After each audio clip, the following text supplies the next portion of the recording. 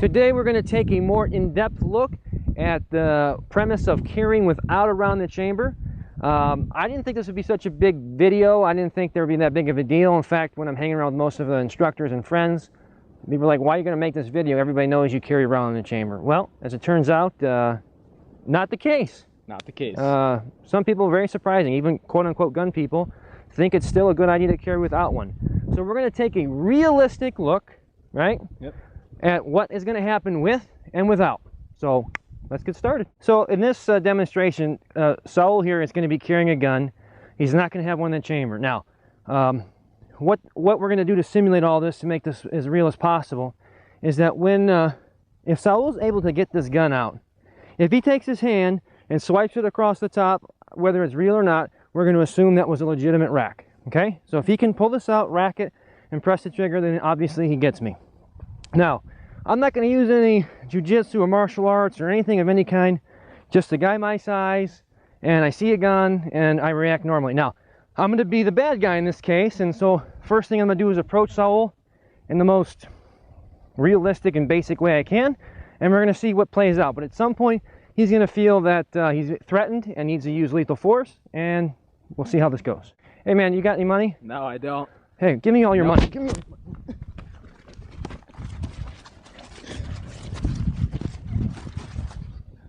All right, so I didn't do anything. Did I do anything? Oh, I'm losing my audio here. Hold on.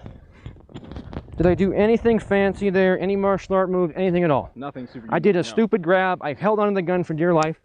He reacted as a normal person would. Even with training, we all assume that we're going to do some John Wick stuff, and he's going to eye gouge me and throw me over and do all this crazy stuff. But reality, your life is on the line. We're both holding on for dear life, and that's pretty much what's going to happen. Even if he has an opportunity to get a barrel at me, what's going to happen? Nothing. He doesn't have a round in the chamber. Remember, when we are in this situation, someone that's going to do harm to you, they have the element of surprise. They're going to be in your personal space. They're not going to go from 7 yards away and say, hey, I'm coming over. They're going to do the same thing. Can I borrow something? Can you give me direction? Whatever it is, just for me to get close enough, and then I make my move. And again, I don't even have a weapon in my hand. It's just me, and I said, give me your money. And so he pulls out the gun, I see it, and grab it, and it's on. Okay, so this time we're going to switch roles. I'm the good guy now, and he's the bad guy, obviously. And this time, I'm going to just change a few things to give me just a little bit of an advantage. But most importantly, regardless of my physical change or anything that I do, I have a round in the chamber. Number one most important thing in this whole scene, okay? My job at this point, no matter what happens, is all I need to do is get this muzzle somewhere towards him. There's no argument here. I don't care how big, strong, fast, what he knows. I would much rather get into any physical confrontation with him after I have at least one round, right? Into Absolutely. Him. Keeping in mind, if he's holding on to the gun when this happens, I'm only going to get one round because it's not going to cycle. Fine. That's fine. At least I'm going into the situation with one round into my attacker. Okay? So I have my gun here. As soon as I pull it out, just go ahead and grab it like you would, or whatever the case is, and we'll see how this plays out. So we don't have to do the whole semantics of this, okay? Ready? Yep. Okay, so I did one thing, little change there. Come here. Yeah. I won't do it again. Okay. But just like you saw in the last one, I just go right underneath there. All I want to do was create space. It wouldn't have mattered really what I did. Even if he grabs on the gun, put two hands, whatever you want to do. All I need to do, even if I just pull all my weight against him for 1 second, all I got to do is come here. That's it. Put two hands on the gun. So we're down here like this. It's a real struggle. Here, hand in my pocket, ready? Boom, and I shoot. I only need one. If I get the chance or he does let go, then I got two hands and we're going, okay? But at least I got one round into my threat here. All right, so again, I go and grab this. There's some technical details here.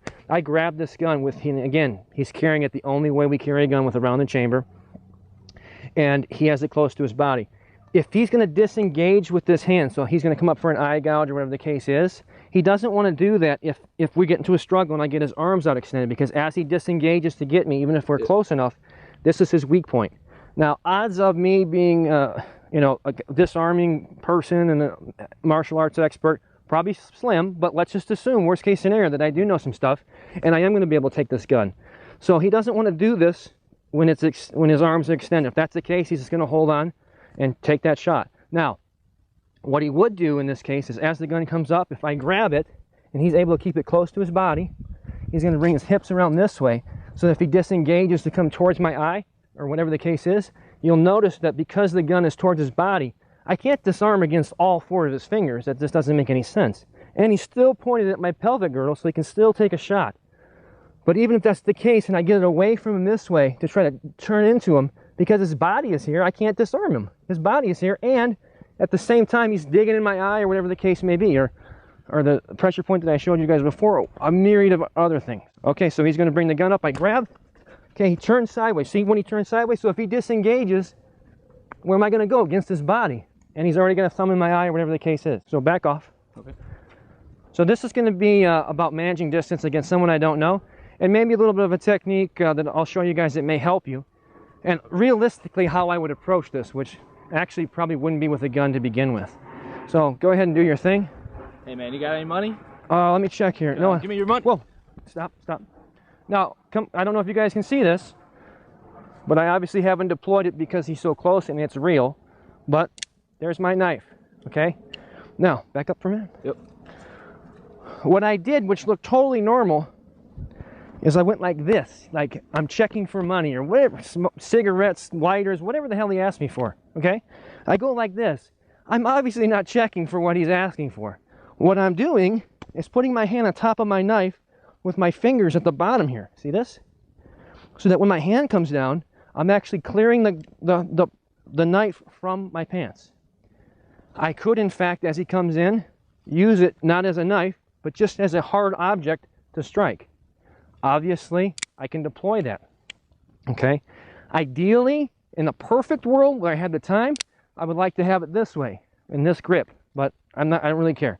I'll take this any day. Anyway, the truth of the matter is, the old saying, never bring a knife to a gunfight, is total BS. If he has a gun, I would still rather have this at this distance any day of the week, okay? So all I'm doing here is I'm more of a natural reaction, and I'm looking for what he has, but I'm really just clearing this up. And if nothing happens and he actually just wants a lighter or whatever, and he's just a weirdo, obviously, hey man, no problem, okay, see you later. And nothing happened. I didn't draw a weapon out in public. I didn't have to go all that far, okay? And maybe he has a weapon, maybe he doesn't, but this gives me that option, okay? So one of the things that's critically important here is judging, obviously, the character of the person, in the sense that is this person just asking me for a smoke? Is he rushing into me to ask me these questions? Does he act crazy? I mean, I've been in scenarios downtown where a homeless guy followed me for 2 blocks asking me for money because he was fairly aggressive, and obviously I didn't need to do anything. He was just an aggressive person. So you're going to have to gauge each situation. There is no magic answer. Nobody can say you absolutely will do this.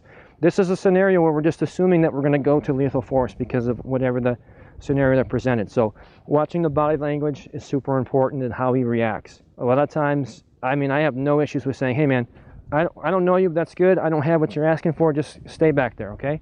Just to create that space. Because once I tell him, this is it, man, I don't want you coming any closer, and he begins to continue forward, he's obviously now presenting a far greater threat than some guy goes, hey man, whatever, and walks off. Alrighty guys, I hope that this was helpful for you and you learned something from this. And I always, of course, appreciate Saul coming in here to help us do this. Please give me a thumbs up, and especially Saul, if you like the video, because he does this for free. My spare time. And if you can, share this with as many people as you can, and as many medias as you can, to help us get our message out there. Of course, you can find us on YouTube, Facebook, Instagram. And as always, remember, this is you, buddy. And Come on. Remember, it's better to be judged by 12 than carried by 6.